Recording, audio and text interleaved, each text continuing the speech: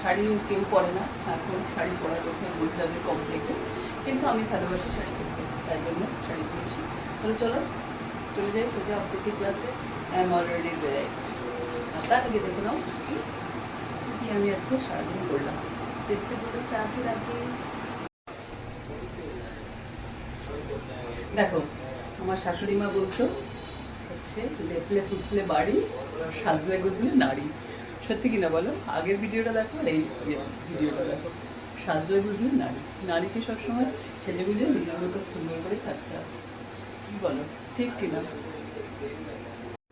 অনেকেই জিজ্ঞাসা করে আমি যে কপালে তিলকটা লাগাই ওটা কালো কেন। হ্যাঁ, এটা কালো তো কারণ হচ্ছে এটাকে বলে রাধা তিলক, মানে রাধা কুণ্ড বলে বৃন্দাবনে যে কুণ্ড আছে সেই কুণ্ডের রজ মানে মাটি নিয়ে এই তিলকটা লাগানো হয়। আমরা যেহেতু বৃন্দাবনে দীক্ষিত, তো আমাদের গুরু পরম্পরায় এই রাধা তিলক লাগানোরই চল আছে। তিলকের অনেক নিয়মকানুন আছে, যদিও আমি একদম সব নিয়মকানুন মানি না, গোসাই অনেক নিয়মকানুন মানে। আমার যেটুকুনো করার আমি সেটুকুনো করতে থাকি। তো এই তিলক নিয়ে প্রশ্ন রাস্তায় গেলেও অনেকে করতে হয়। তাছাড়া হাজার হাজার কোয়েশ্চেন আছে, কারণ আমরা তো এই লাইনে ছিলাম না, মানে এই পরম্পরাতে ছিলাম না। তো এখন এসছি। আমার যেটা মনে হয় এটা হচ্ছে আমাদের নিজের কোনো ক্ষমতা নেই, ভগবান করিয়েছে তাই জন্যই করছি। ভগবান আমাদের থেকে সেবা নিচ্ছেন, কারণ একমাত্র ভগবানই হচ্ছে সব কিছু করাতে পারেন, আমাদের হাতে কোনো ক্ষমতা নেই। আর বৃষ্টিটা কেমন হচ্ছে দেখছো? একদম মরমরিয়ে বৃষ্টি। এই বৃষ্টি কার কার ভালো লাগে বলো তো? বৃষ্টি কিন্তু ভালো লাগে, মানে যদি তুমি বসে দেখো পাহাড়ে বা সমুদ্রে, সেখানে কিন্তু বৃষ্টি কিন্তু দারুণ লাগে বসে দেখলে। কাজ করলে কিন্তু ভালো লাগে না। আর যদি তোমাকে বাইরে যেতে হয়, যেমন কলকাতার রাস্তায় এখন হচ্ছে 1 হাঁটু করে জল, তখন কিন্তু মোটেই ভালো লাগবে না যে ওই বৃষ্টির মধ্যে। কিন্তু একটা জিনিস যেটা গরিব মানুষদের ভীষণই কষ্ট, আমার কাচার দিদি রোজ আসে আর রোজ একবার করে বলে 12টা বাজে, 12টার সময় 1 কাপ দুধ চা খাচ্ছি।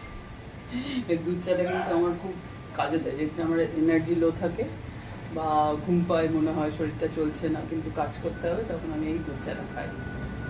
দেখবে খুব ওষুধের মতো কাজ করে। দেখতে পুরো রাতি রাতি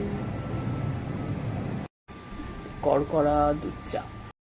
ভগবান হচ্ছে ভক্তাধীন, কারণ ভক্তের কথায় তিনি প্রেম ভালোবাসায় সব কিছু ভুলে যান। চলো বিকেলে আবৃত্তির ক্লাসে নিয়ে যাই, সুজিতদার কবিতা তোমরা শোনো।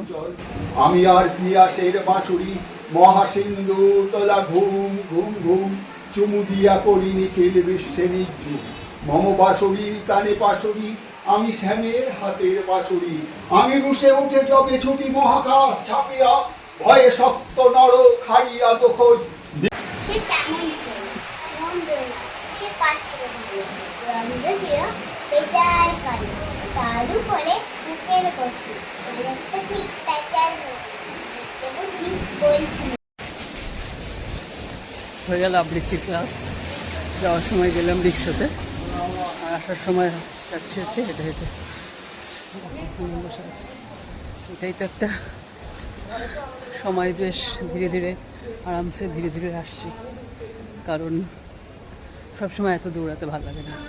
যাওয়ার সময় তাড়া থাকে, তাই জন্য এখনও গিয়ে অনেক কাজ। এখনও গোপালের খাওয়া দাওয়ার হয়নি, গোপালকে খাওয়াতে হবে। তারপরে চলো দেখতে থাকো, কেমসে বলো রাধে রাধে। রাস্তা দিয়ে হাঁটতে হাঁটতে আসলে অনেক মানুষের সঙ্গে দেখা হয়, তো ননিদার সঙ্গেও দেখা হয়েছিল। তারপরে আমার শাশুড়ির কথা শোনো। ঠিক, অল ইজ গুড বলো, অল ইজ গুড। ইংরেজি কইতে পারো না, এই তো বললে তুমি না পণ্ডিতের বাড়ির বিড়াল। পণ্ডিতের বাড়ির বিড়াল কি? তাহলে তুমি তো পণ্ডিতের মা। তোমার 3টে ছেলে কি? 3টে ছেলে কি তোমার? ইঞ্জিনিয়ার না? তাহলে ঠাকুর করছো না? হ্যাঁ। অনেক ঝঞ্ঝা পেরিয়ে তবে এলেম সুখের বন্দরেতে, জলের তলে পাহাড় ছিল লাগলো বুকের অন্তরেতে। তার মানে এটা কি? মানে বিপদ আছে, অনেক বিপদ টিপদ কাটিয়ে আমি ভাবলাম এই বুঝি শেষ হয়ে গেছে, কিন্তু না, আছে। জলের তলায় আছে, মানে জলের তলায় পাহাড় ছিল, লাগলো বুকের অন্দরেতে। মানে এতটা ধাক্কা এসছে যে এবার আর তার থেকে মনে হচ্ছে আর উঠতে পারবো না। এটা রবি ঠাকুরের বোঝাপড়া কবিতাটার একটু অংশ। তার মানে হচ্ছে তোমার আঘাত আসবে, সব কিছু আসবে, কিন্তু তোমাকে তোমার রাস্তাটা দিয়ে যেতেই হবে, সেটা কিন্তু তুমি ছাড়তে পারবে না, তোমাকে গন্তব্যে পৌঁছতেই হবে। তাহলে প্রেম সে বলো রাধে রাধে, জয় নন্দলাল কি জয়। দেখা হচ্ছে নেক্সট ব্লগে। রাধে রাধে।